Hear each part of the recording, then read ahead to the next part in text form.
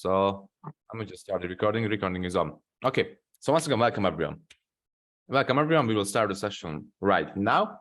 Let me just tell the topics for you. Let me just check the waiting room first. 3 people are in the waiting room. Okay.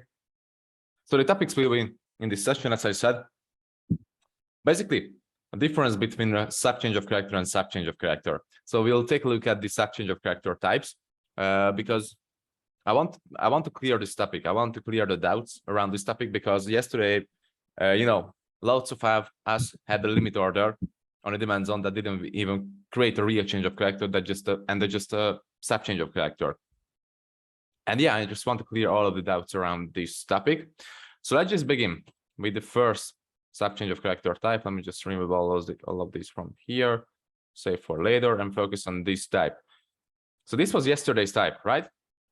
Where price is moving to the upside, created some change of characters right here, right here, right here. And so in several places, there was change of characters. There we had a bottom. Here was the first bottom. Here was the second bottom that price is created after a downtrend. So here was the downtrend that price is moving in after a change of character. So technically, here was a downtrend coming down, and price has just changed character on several places with this movement, right? So this is how the structure looked like yesterday. After a character changing movements, price has just mitigated the demand zone down here and created double bottoms inside of this demand zone. So here was this first bottom, here was the second bottom, double bottoms inside of this demand zone. Okay, so how did this character changing movement look like? Price just focus on this region. Price has just created an upside movement, created this step. This step failed to create a new low point. Basically, it couldn't body break below this last recent low point. So technically, it isn't a break of structure to the downside. So technically, we can consider this high point as a high point, as a real structural high point, as a strong high point, because it couldn't break the last recent low point, right? So technically, it's just a weak high point. But the reason we consider this as a change of character or a sub change of character is simply because this candle has swept lots of liquidity. And by the fact that this candle has swept lots of liquidity, it will be a stronger sub change of character than any of the other sub change of character types, which I will show you on the right. So this sub change of character type is the strongest out of all. Why? Simply because it swept the liquidity from below this zone. This candle did not break structure, but it swept lots of liquidity and closed right above the actual liquidity line after sweeping this liquidity.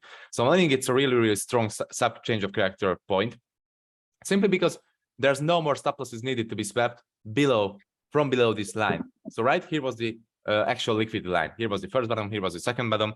And this candle in itself swept all of the liquidity from below this not demand zone, but actually it was a demand zone too. This was a whole lot of demand zone.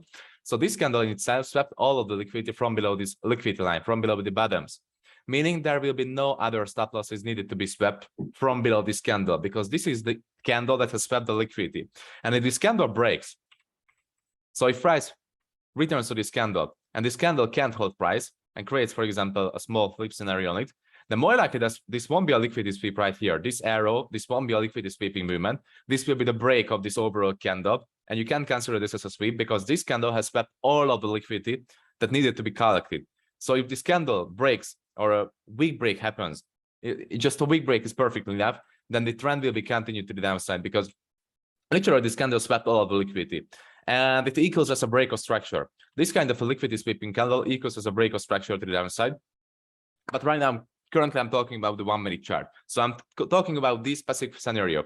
This is a specific type of a sub change of character, which is the strongest change of character, strongest sub change of character, sorry, out of all the sub change of characters. So other types. Just compare this one with the first one. So right here is the exact same scenario. Price is moving in a downtrend. For example, it taps the demand zone. Here's a demand tap.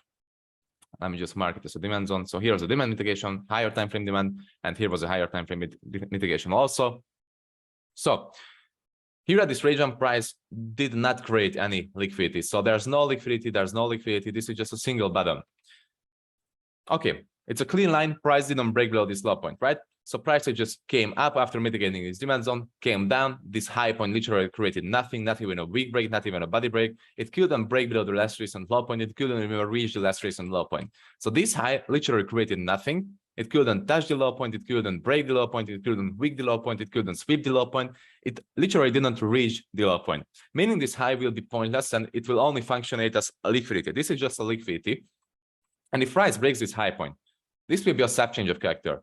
This is a sub change of character to the upside also, which we don't care about. We don't care about this type of a sub change of character. This is a pretty shit scenario that we don't like to care about, because this type of a sub change of character is only the pullback of the overall bearish trend.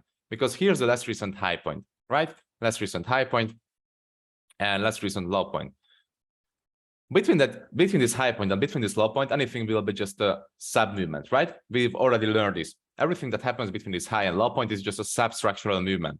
And this will be a sub change of character. If this high point breaks, this will be a sub break of structure. And it goes on and on and on until this high point breaks or until this low point breaks. So, of course, we need a week to break over this high point, because this will be a character changing movement, right? This is the last recent high point that has caused the last recent break of structure to the downside. So we need a wick or body or anything to break above this high point, and we will be able to consider this as a character changing movement. After this, we know what can happen. We know how to take entry types. We won't talk about entry types in this video, in this webinar.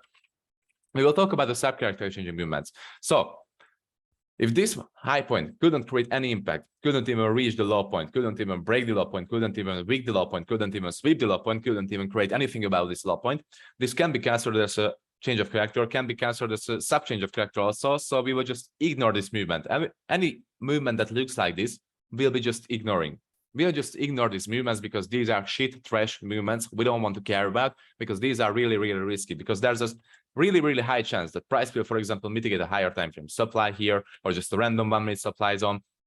And after this mitigation, this character changing zone, sub character changing zone can be trusted. It can be trusted because it has a high chance to be broken, because this upside movement is just a pullback of this overall downside bearish order flow, right? So the main order flow is bearish, creating series of lower lows, lower highs, and this small movement is just the pullback of this bearish order flow. This can come up to this zone, mitigate this zone, is continuing the movement to the downside. So we don't care about these movements. So let's just take a look at the third type. Here's the third type, basically the same as the first one. So almost the same as the first one, but there's only one difference. Let me just close these zones, move it a bit closer. Okay, so the difference between this third scenario and the first scenario is that there's no liquidity, right? So price is moving in the exact same structure, creating these demand zones. Demand temp has happened here. And after this, as you can see, price has just started the same pullback, just like here, and here. So started the same pullback after demand mitigation. This demand mitigation gave this pullback, which wasn't strong enough to break above the last recent high point, couldn't create a change of character to the upside. But after this, price had just created this movement to the downside, which actually reached the low point, tapped the low point, and a week below the low point, right?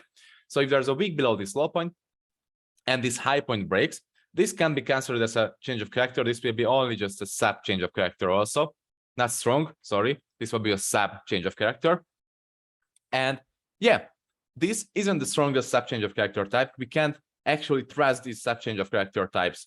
We can only trust this type of a sub change of character because it swept liquidity. The main key in this sub change of character is to sweep liquidity. If it sweeps liquidity, if this candle that creates this not breakout structure but weak break to the downside, if this candle sweeps liquidity, then this can be considered as a strong sub change of character. Of course, it will be much weaker than a real change of character. Of course, every single sub change of character is weaker than a real change of character, but it can be trusted a bit because it has swept liquidity. It has swept all of the liquidity, and there's no more liquidity needed to be collected. But there's still a chance that price will just react on this supply zone, on this supply zone, and it will reverse the fuck down and just sweep you out from the trade. So there's still a high chance that this trade won't work. But sometimes you have to give your shot, because if you see that all of the liquidity has been taken out from the market, so every single liquidity has been swept out, there are no more liquidity needed to be swept, you can safely enter on this type of a sub change of character. Why? Simply because considering liquidity,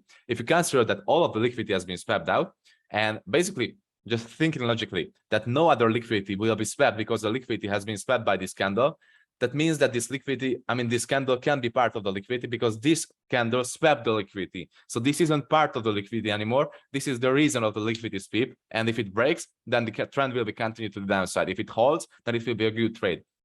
So the difference between this subchange of character type and this subchange of character types is that this candle sweeps liquidity. This type doesn't even reach the low point. It doesn't even create any movement. This is shit. We don't care about this trash movement. We don't care about this trash substructural movement. Just ignore this. We don't care about this substructural movement too, because it didn't sweep liquidity. It has to sweep huge amount of liquidity in order to consider this as a good subchange of character. But it didn't sweep liquidity, we won't care about. We will care about this flip right here or the character changing movement right here. If this high point breaks in this scenario, if this high breaks or creates a flip zone, we'll enter in the market right here. If this high point breaks or creates a flip zone, we'll enter in this market. If this high point breaks, we won't care about this trash movement. In this scenario, the first scenario, if this high point breaks, then we can consider entering on this zone. I mean, we can consider. I don't say that you should 100% enter on this zone. I'm not saying that you should put a fucking limit order on this zone because it will be a really, really good trade and you will book 100 risk reward ratio from this trade. No, I'm not saying this one. You can consider to place a limit order on this zone. If every single needed criteria for you is fit, and this is the last confirmation that you're waiting for, but the real change of character doesn't happen here because this candle couldn't body close below this low point, then you can consider if you like to take the risk or not.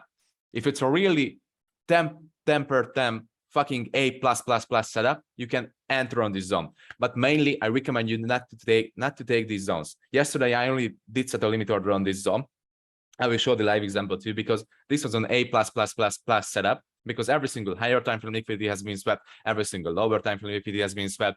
Trend has changed on the 4-hour, 15-minute, 1-minute, fractal confirmation, strong change of character, higher time frame zone tap, 50% mitigation, liquidity target. So every single criteria was there for me to enter, and this was the only point. The sub-character changing movement was the only point that was actually against the trade. So that's why I took the trade right there. But once again, this is shit. This is shit. This is shit still that can be good. This is shit still that can be good. So what's the moral of the story? Only take the real character changing movements. But sometimes, if you see something like this, and remember for this video, if you see something like this, you can consider taking this setup for your own risk. I mean, on your own risk. That's it, guys. Basically, that's it about the subchange of character thing. Let me just read the chat. Kind afterwards, explain your entry on your. I just created a video.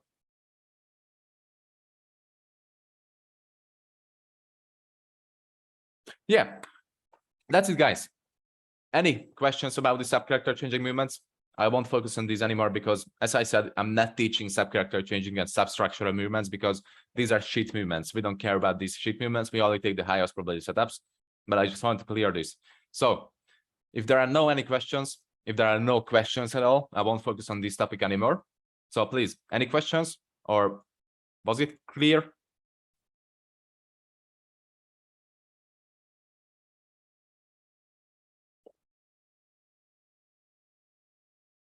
All righty, it was clear then.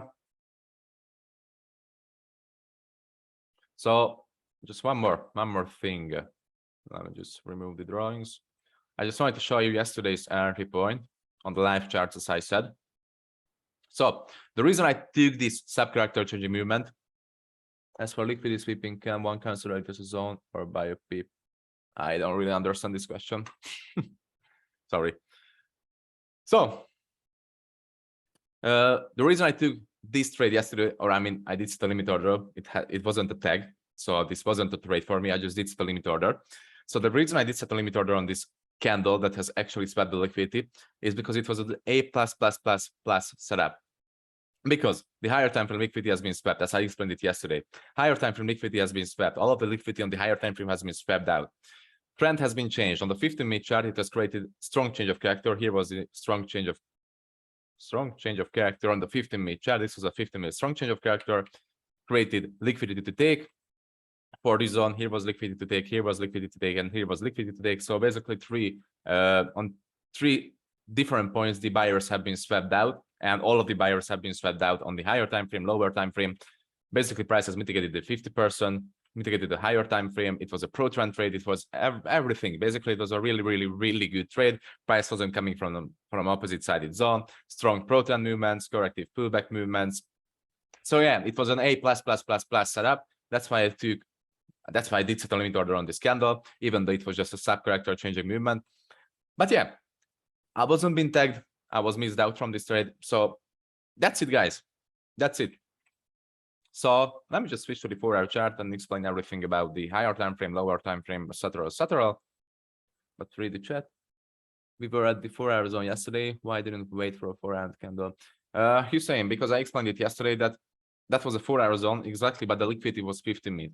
The liquidity line there was a 50-minute liquidity line, not a 4-hour line. And if there's a 50-minute liquidity line, we need to wait for a 50-minute sweeping candle. Should we consider the flip after the liquidity sweep, change of character? Yeah, of course. Why would it consider? I don't really understand this question. That's why are you even asking this question? Of course, this is a flip zone. After this high point breaks, it will be a real change of character. The fact that price sub change character here doesn't change the actual fact that this is a character changing point right here, a real character changing point. Of course, it's a character changing and flipping point. And yeah, I did set a limit order on this flip zone too, but it was a misport too, because as soon as price reached this zone, I was just deleted this order after this movement and this supply reaction. But I did have a limit order after the flip zone here has happened. So I used double limit order here and here. Of course, it's a character changing movement. The only criteria longs didn't work because there was a 5-minute sweep and supply took control. Yeah, there was a sweep here, and this supply took over control, of course. Was looking for shorts but didn't find any good one.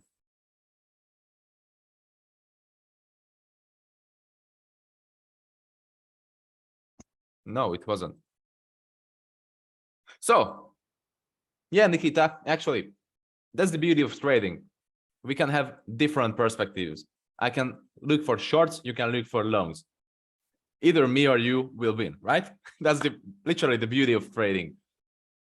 Everyone have different perspectives. And my bias yesterday was actually bullish because, you know, every sign there was on the charts for me that was telling me that it's bullish. So yeah, okay, guys, never mind.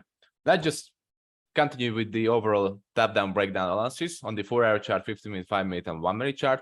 So let's see what we got here.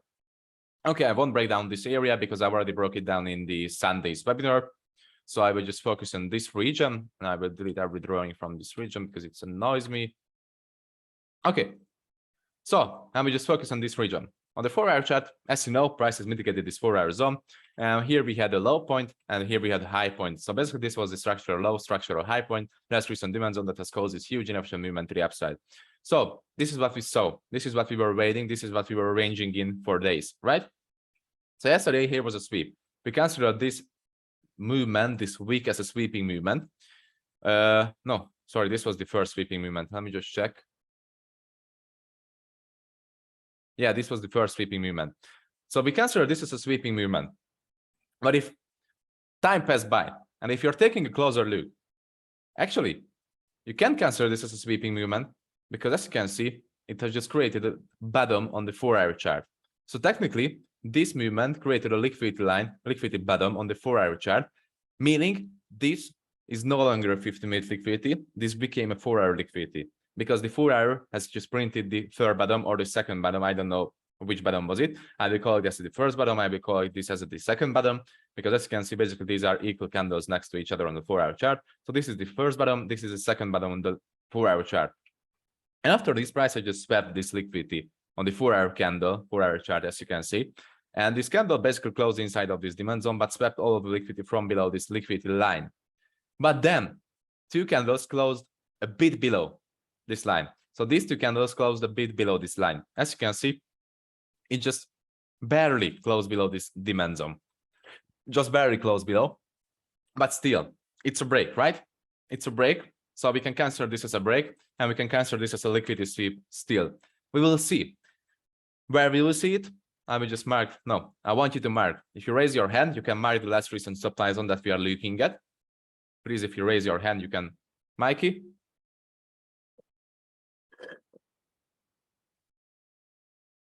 Exactly. Yeah, that could be the supply zone. But actually, This could be a supply zone up here, which is the extreme, and this could be a supply zone too, because the huge inefficient movement has started from this candle and not from the one above. So as you can see, of course, between this low point and high point, there's inefficiency too. So technically, this is the origin of the inefficiency. But this candle has started this huge inefficient movement. That's really huge inefficient movement. So more likely, we're going to have a 15-minute supply zone here and a 15-minute supply zone below this span. So we're going to have double supply zones. We are going to use double supply zones. Let me just check, actually. Let me just check. Yeah, on the 15-minute chart, as you can see, this is the reason of this huge inefficient movement. And on the upside, actually, no. On the upside, we don't even have an extreme one. So as you can see, all of these areas, this is efficient. Everything is efficient here. Liquidity has been swept. So yeah, that's one more confirmation for me to use this one as a supply zone, because on the 15-minute chart, this is efficient. This price action is efficient. On the 15-minute chart, this is inefficient, right? But on the 4-hour, of course, this is inefficient too. On the 4-hour, there's inefficiency. But if I drop down to the 15-minute chart, there's all efficient. Liquidity has been swept. Efficient. Even this one is efficient. Every single candle here is efficient. The inefficiency kicks into the market from this candle. So that's why I will use this candle as the 4-hour zone. So this will be our 4-hour zone, as you can see. And yeah, technically, if price taps this zone, mitigates this zone, this will be a bias decider zone for us again. As I said several times the week before last week, sorry. This was a bias decider zone for us. But right now, this will be the bias decider zone. Why? Because there's no clear break or clear liquidity sweep. So we can't really decide if it was a liquidity sweep or it was a break. We can't really decide what was it. So this will be the decider zone. If this zone holds price, so price taps this zone, mitigates this zone, creates a 15-minute change of character, then it was a break. Then it was a break, and we can count the break on this low point, because if this supply gives us a reaction, then this will be a weak low point right here. So yeah, if this supply gives us a reaction, confirmation on the 15-minute chart, we can aim for this low point as a target point, because this will be a liquidity take, because every single weak low or weak high is a liquidity to take.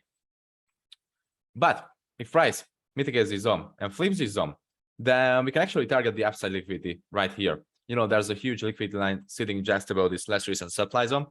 And if the break of this supply happens, I mean, this 4-hour last recent supply zone happens, then we'll be able to target this liquidity line.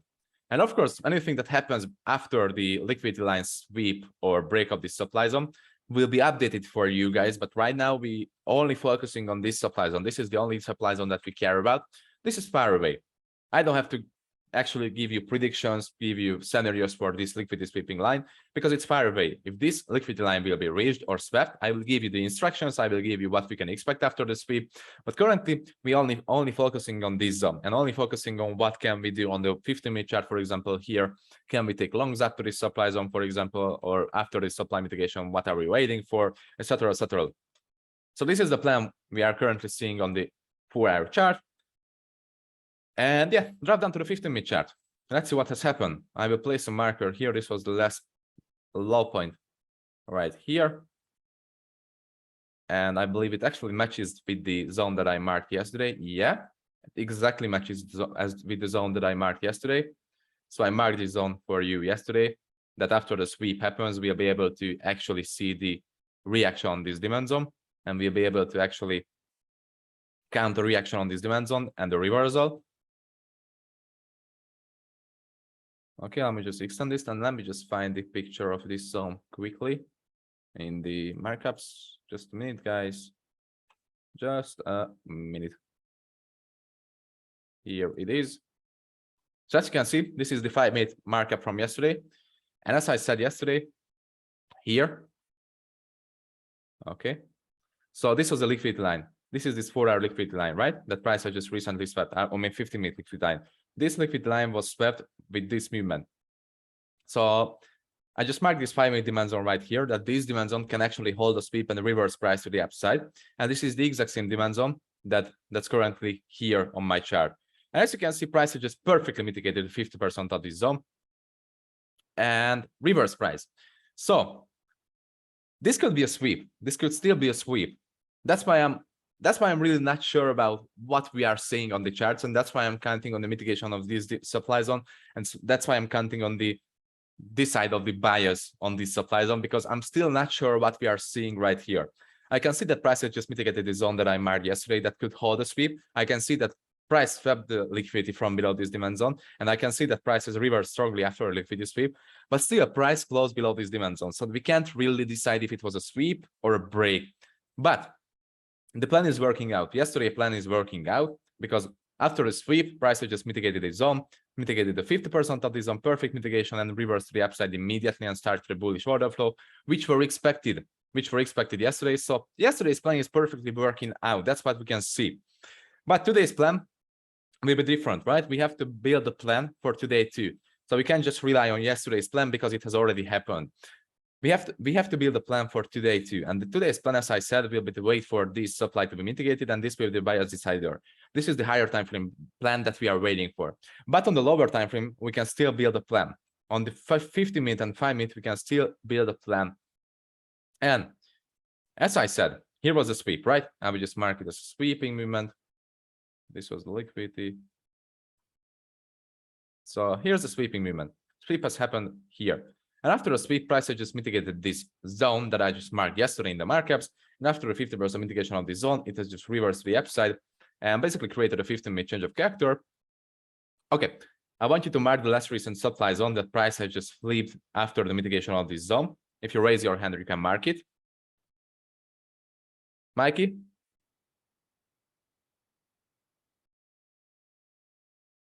Exactly, thank you. Perfect. This was the last recent supply zone. The price has just flipped after mitigation on this demand zone. So as you can see, this supply has been tapped. Liquidity has been built below this supply. First tap, second, third tap, liquidity line, sweep. This sweep wasn't strong enough to reverse price to the downside. It just hesitated inside of it. And technically, the flip of this zone has happened from this demand zone here. It started inefficiency because, you know, technically, the flip has happened with these wicks candles, but this is just liquidity. This is a perfect liquidity line, as you can see. Perfect liquidity built up for the inefficient area. There was the inefficient area that has started the actual break of this supply zone. So yeah, after a flip of the supply zone and liquidity sweep, price has just reversed down to this demand zone, mitigated this demand zone, and reversed to the upside once again, creating a break of structure to the upside. And the structure breaking point, what am I doing? Structure breaking point is this one right here or this one right here, but I will just mark the last recent high point.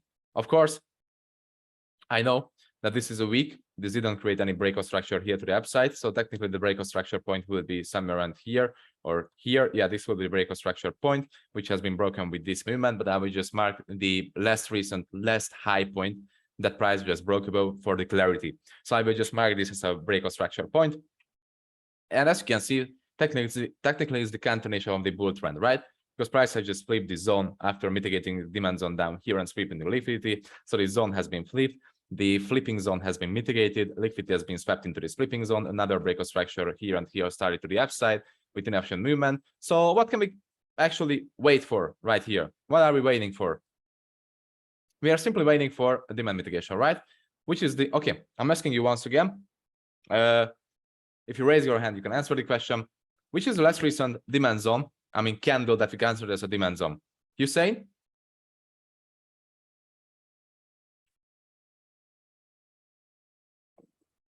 Yeah, both of those are correct. Exactly.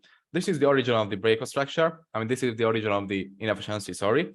And this is the origin of this huge inefficiency.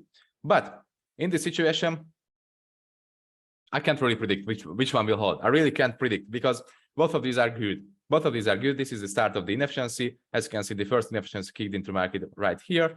And this is the reason of the, basically the break and reason of the sweep, because as you can see, there was lots of liquidity. And from this candle, the liquidity has been swept and huge inefficiency has been created. So technically, both of these zones are good. We will drop down to the 5-minute chart and see if this was a good reaction of flip zone or anything like this. If it was a flip zone, then we will expect a reaction on this zone. Then if price can give a reaction and can give a confirmation on this zone, then we'll just simply drop down on this zone and wait for the mitigation of this zone and wait for a confirmation on this downer area. I mean, lower area. Yeah. Yeah, Kazan, I just wanted to show you this. That price has just recently mitigated a buy to sell candle, or it's not even a buy to sell candle, not even a actually an inside bar. Yeah, this isn't even a buy to sell. This isn't even an inside bar. This is just a simple stop in the market. And let's see if it was a reaction on something. No, it actually didn't even react on the demand zone. But if I drop down to the 5-minute chart, yeah, there was a demand zone. There was a demand reaction. It has just reacted on this demand zone and flipped this demand zone, as you can see. Flip the 5-minute demand zone. And actually, this 5-minute demand zone was a flip zone itself, because as you can see, this has reacted on this last recent supply zone here, created a reaction, and from this demand zone, this supply has been flipped. So technically, this is a reaction on a flip zone. Yeah, here was a reaction on this flip zone, and from this 15-minute candle, price just flipped this flip zone. So this is a flip zone flipping flip zone, and the mitigation of this flip zone has happened. As you can see, the mitigation has happened perfectly, but it's only a small percentage mitigation. So what can we do in this situation? You can see, okay, we have several scenarios. First scenario, price comes down. Price mitigates this further demand zone down here. Is it part of the lunchtime? No, it's not part of the lunchtime. So price comes down to this demand zone, creates a flip zone. I mean, sorry, not flip zone, creates a cramp formation on this zone, change character, and we'll be able to target the 50% of this zone as our target point, right?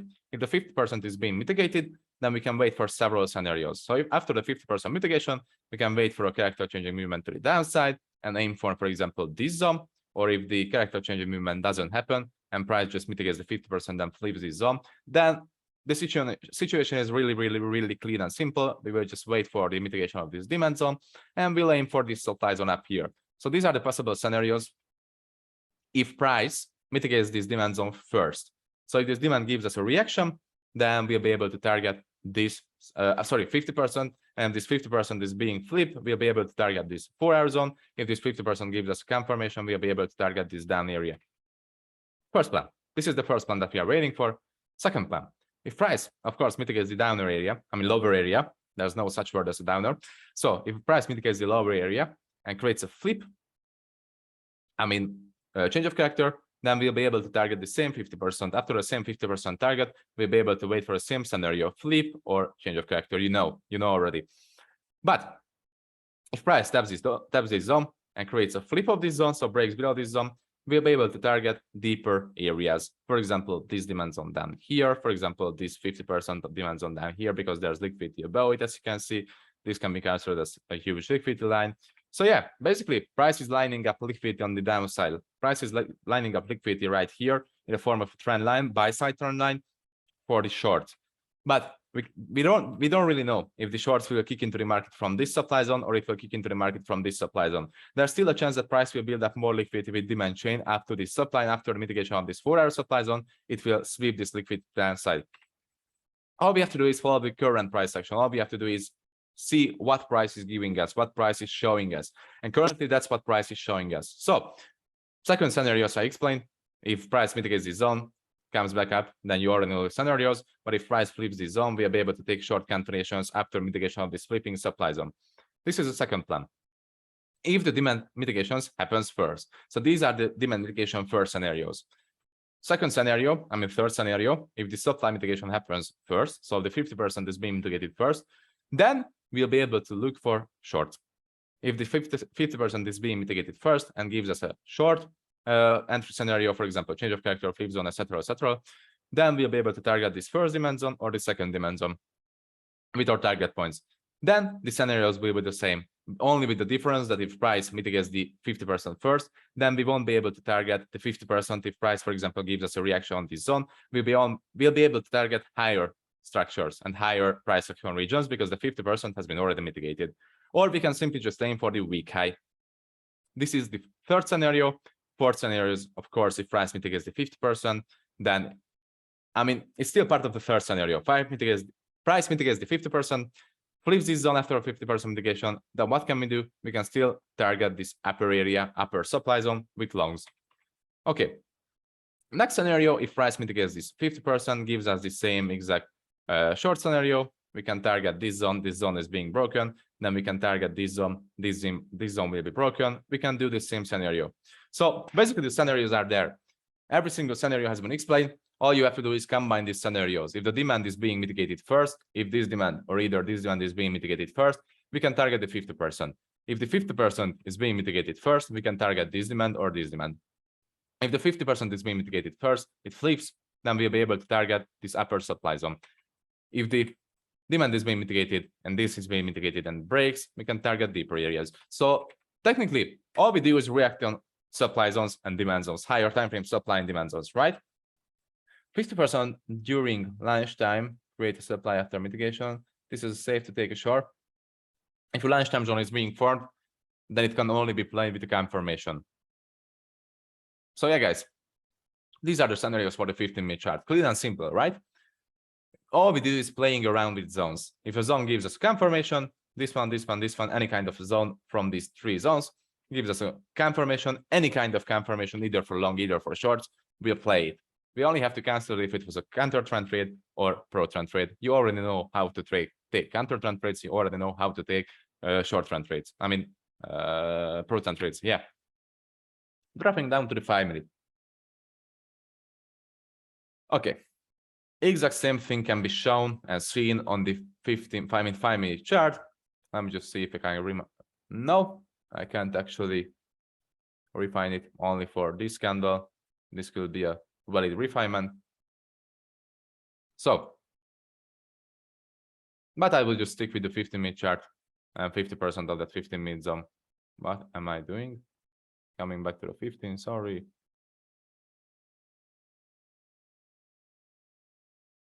So I will just stick with the 50% of the 15 zone. Okay.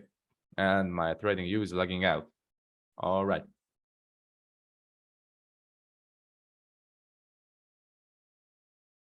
Please, trading view. Please, please, please load. Okay. It's back. So we can see the exact same thing on the 5-minute chart as on the 15-minute, right? So it's literally the same. Only the difference is that we can refine this zone for this upper refine 5-minute area, but I will just keep it as the way it is on the 15-minute chart. I will keep this zone too. I won't refine for this candle. I'm more refine for this candle. I will just aim for the 15%, 50% and 50%. Yeah, we can see the exact same thing on the 5-minute as on the 15-minute chart. All we have to do is wait for these zones to be tapped, right? All we have to do is wait for this zone to be tapped first, or this zone to be tapped first, or the 50% to be tapped first. If this happens, we'll be able to take confirmations. But let's see.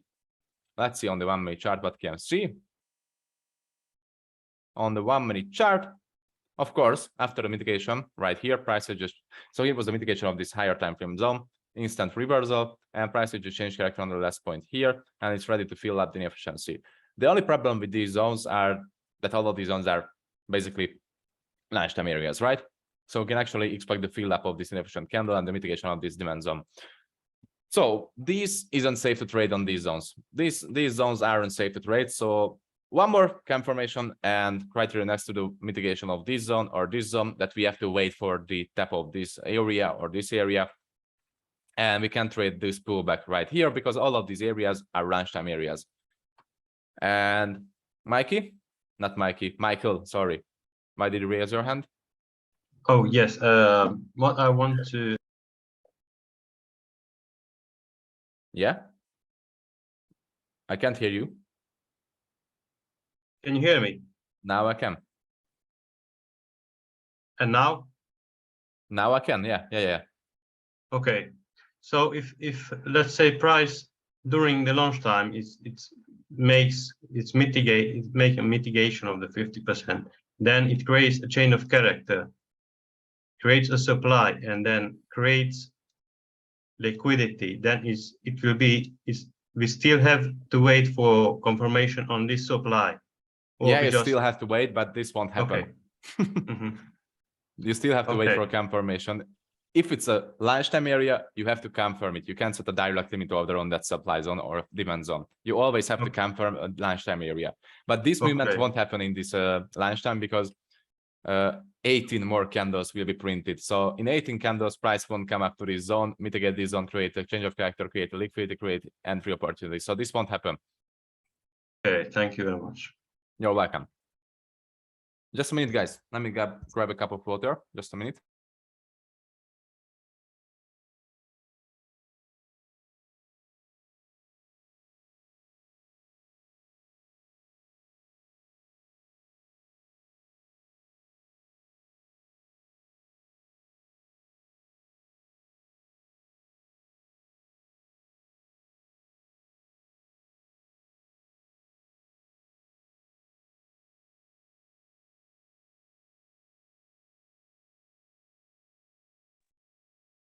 So here I am. Imagine price is to the 50% now. Okay, guys. Question. Any questions about this session? Or no? I will ask another perspective. Everything was understandable?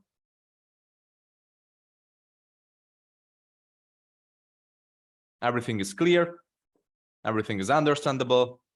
You know what to wait for in this session. You know how to trade in this session. You know how to build a plan in this session. You know what to do, right? Perfect. Perfect. Okay.